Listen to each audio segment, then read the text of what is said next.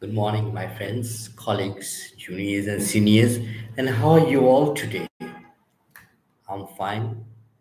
I'm back with another topic, which is about entrepreneurial learning.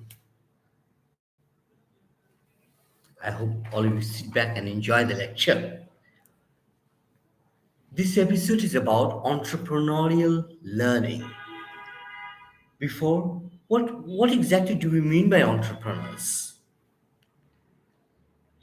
According to my learned scholar Schumpeter in 1965, who define entrepreneurs as individuals who exploit market opportunities through technical and or organizational innovation.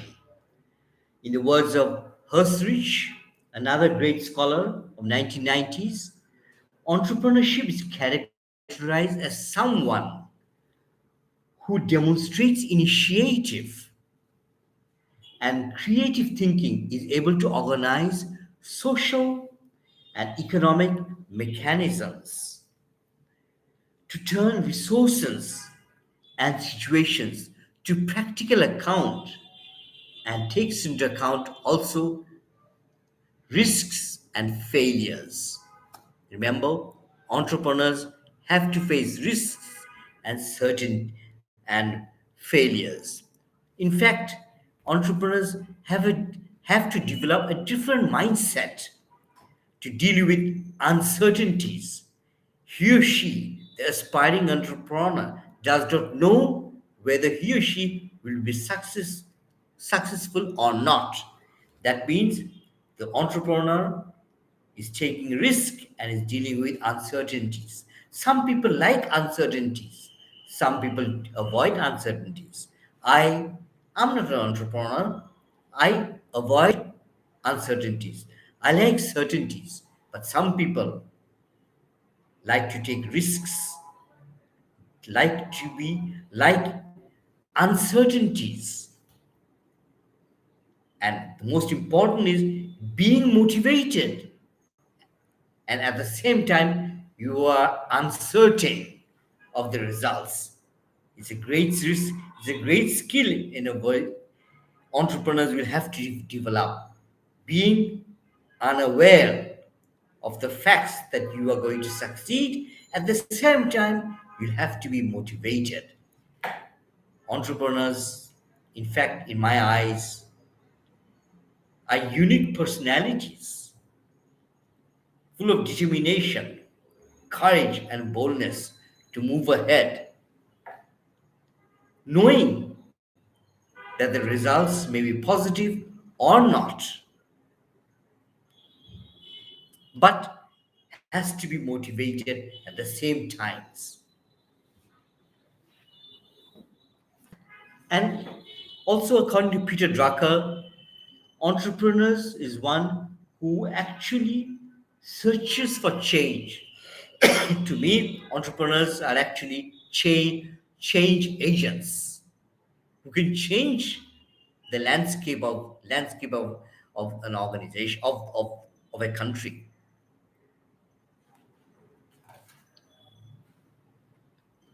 For my understanding, entrepreneurs actually create a small company that solves the needs of the local market, where goods and services are exchanged in the community. Traditionally, small enterprises have been a part of the landscape of any country. Now, coming back to the main theme, entrepreneurial learning. How do actually entrepreneurs learn? What will they learn? This reminds me of Cobb's learning cycle. His learning cycle is extremely significant to me and to the, I hope, to all of you, the particularly the HRM experts. Uh, Cobb's learning cycle is about he's divided learning into four parts. First of all comes concrete experience. That is the reality of confronting something. That is the real experience. Then comes reflective observation, thinking about what I've learned. Then comes conceptual realization, thinking of where can I apply my experience. Last but not least comes active experimentation, where I actually put this knowledge, put my experience into reality. An extremely thought provoking and has stood the test of time. Cobb's learning cycle.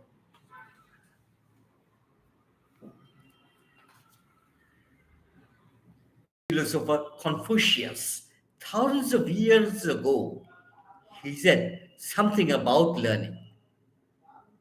What are those lines? What are those three lines?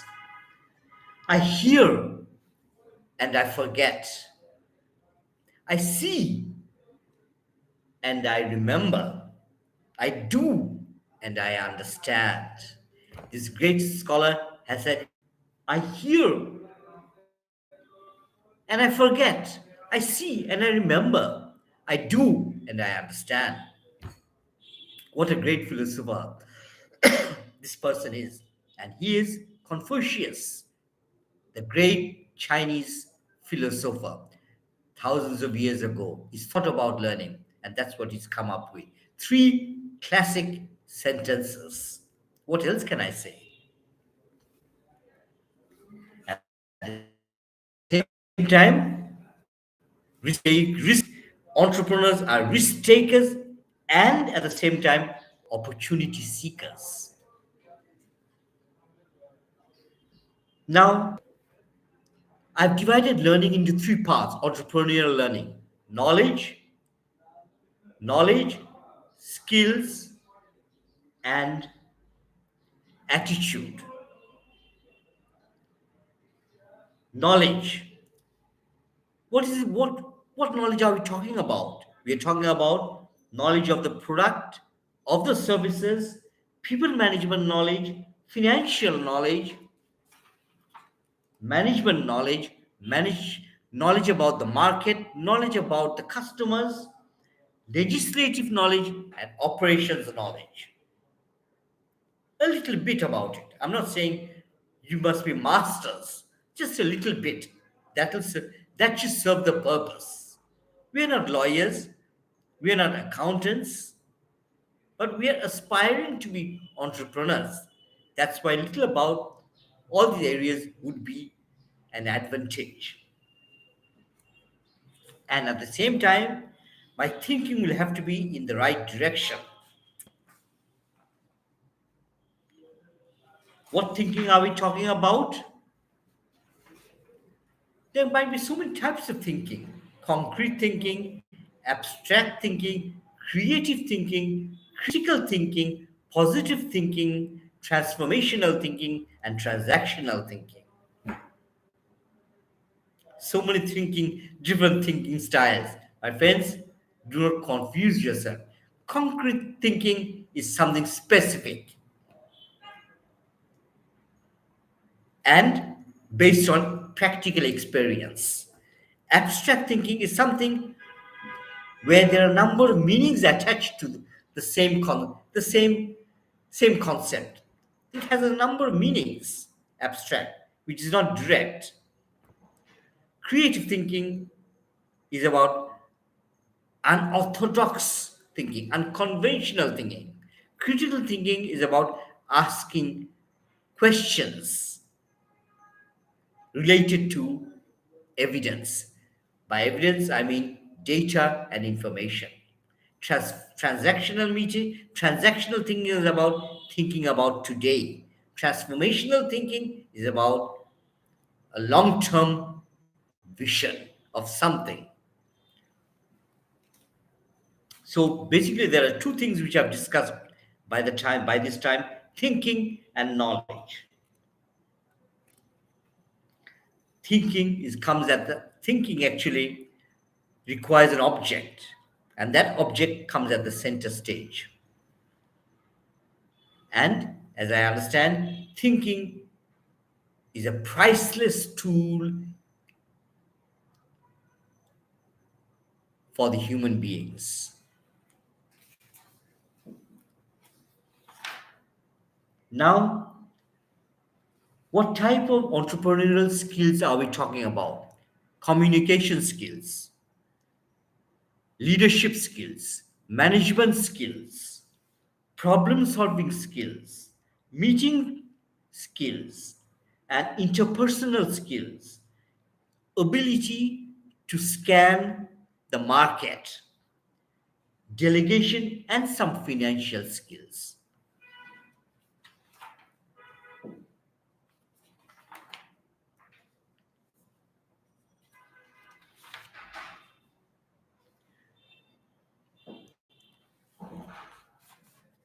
Communication skill. What is communication? It is the exchange of information from one person to another or from sender to the receiver. But the sender will have to ensure that the receiver is receiving the right contents of his or her message. That's what communication is about.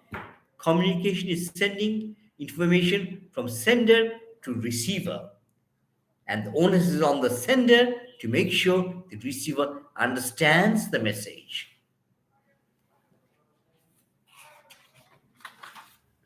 Key features of communication can be divided into four parts: sources, the message, channel, and the receiver.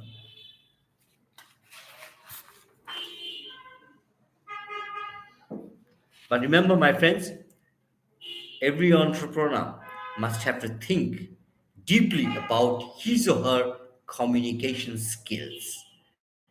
A very, very important part. Just think about it. Without communication, what is an organization? It's an empty basket, it's an empty raincoat. It's nothing. That's why management gurus have said communication is the lifeblood of an organization.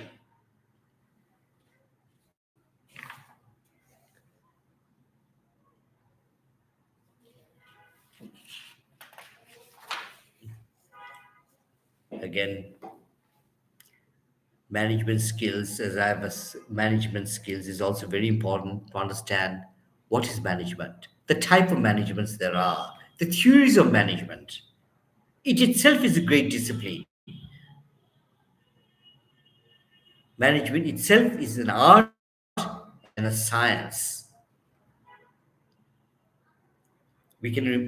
Just think about Frederick Taylor's scientific management, Max Weber's bureaucracy, Maslow's theory of motivation, Herzberg's theory of motivation, Charles Handy's writings on culture, Edgar Shane's theories of learning. All these things are about management. Managing what? Managing the people. It's a great skill, it's a great art. Management is a science and an art. And remember the four basic principles of management: planning, organizing, staffing. Sorry about this. Planning, organizing, staffing, and controlling. This is, I'm just worried whether one point is missing or not. Planning, organizing, staffing, definitely, and controlling. These are the four basic elements or principles of management. In between these lines, there's lots and lots of books, lots of theories involved. But yes, it's a learning we'll all have to meet. We'll all have to study about these things. My friends,